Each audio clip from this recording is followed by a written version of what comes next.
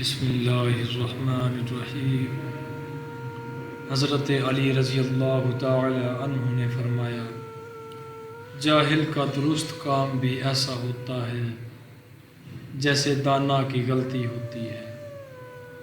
خواہش پرستی عقول کے مخالف اور علم جہالت کو قتل کرنے والا ہے۔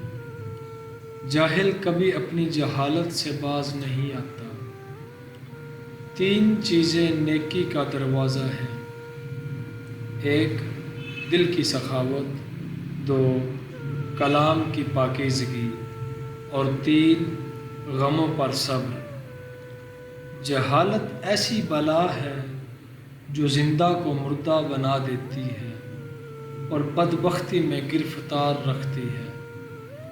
نفاق ایمان کو بگاڑتا ہے اور جھوٹ انسان کو عیب لگاتا ہے۔ علم کے ساتھ نفس سے جہاد کرنا عقل مندی کی نشانی ہے۔ صبر کا ثواب عمدہ درجے کا ثواب ہے اور جہاد کا ثواب بہت بڑا ہے۔